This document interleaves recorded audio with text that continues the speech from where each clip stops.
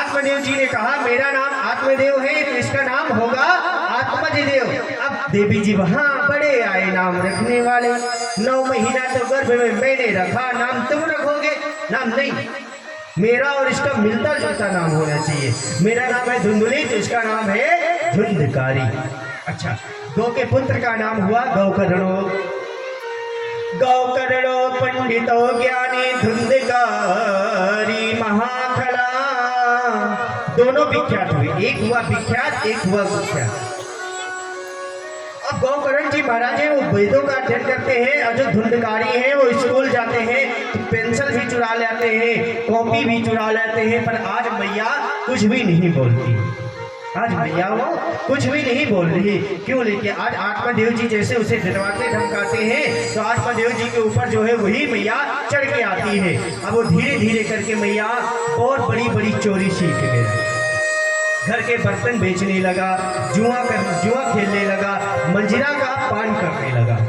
जैसे मंजिरा का पान करने लगा धीरे धीरे करके महाराज आज वो बड़े हो गए, बड़ी बड़ी चोरियां करने लगा। गौकर्ण जी महाराज वेदों का अध्ययन करते हैं। अब जब पैसा नहीं रहा महाराज, तो पैसा ना रहने पर आज उन्होंने एक बात की।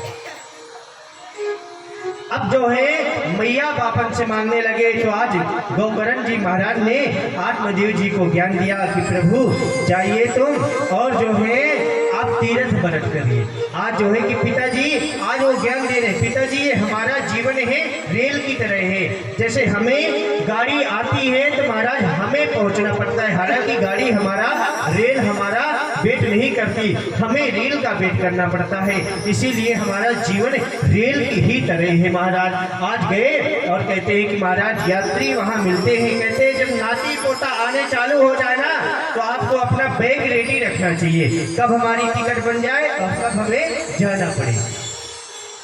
पर नहीं, हम लोग बहुत होशियार होते हैं, हमारे बाल पक जाते हैं फिर भी कलर करवा लेते हैं, दांत गिर जाते हैं फिर भी डुप्लीकेट लगवा लेते। कोई बुजुर्ग होने का नाम ही तो नहीं लेता।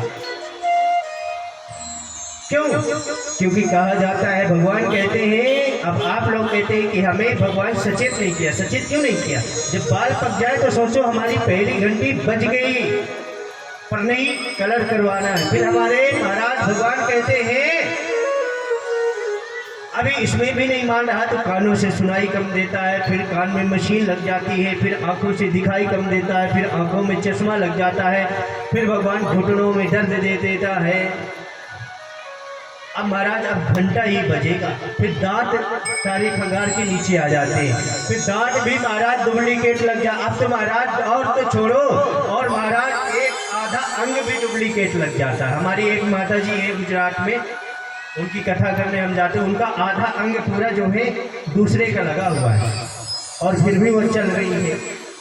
तो आजकल महाराज कोई बुजुर्ग ना होवे। आज जो है आत्मदेव जी को गौकर्ण जी महाराज कहते हैं कि गौकर्णो, हमने तो आप जो है यात्रा भैया वहाँ यात्री आते हैं, जैसे आपके जीवन में ये मामा जी हैं, ये फूफा जी हैं, जैसे बालक उत्पन्न हुआ है तो उसको बताया जाता है ये मामा जी हैं, ये फूफा जी हैं। और गौकर्ण जी कहते हैं कि पिताजी वही हमारा जीवन रेल की तरह है, जो हमारे बगल वाली सीट पे होते हैं ना उससे हम रामा रामी श्यामी श्यामी कहते हैं। और भैया यदि हम सोचे कि उसके स्टेशन पे चले तो हमारा स्टेशन निकल जाए, इसलिए जब अपना स्टेशन आए तो अपना बैग 2 मिनट पहले रेडी होना चाहिए। यानी यमराज का जब बुलावा आए, कहते नहीं जीवन तो भैया एक ही रेल है, कभी पैसेंजर कभी मेल है हो, अच्छे कर्मों की टिकट कटा लेना, टीटी आए तो दिखला देना, बिना टिकट के सीधी जेल है। जैसे उसमें काला कोट वाला टीटी आता है ना, इसमें यमराज काला कोट वाला आता है, फिर वही टिकट आपकी कटती है। बिना टिकट के सीधी जेल है, कभी पैसेंजर कभी मेल है हो। अब भैया हम आपको सुनाए तो बहुत कुछ, लेकिन समय कम है, इतना ही रखो। अब जो है कहते हैं कि पिताजी हमें उठने में ही होना चाहिए। अब इधर सभी लोग तीरथ व्रत करने निकल गए, गौकर्ण जी भी महाराज चले गए। अब बची माता श्री।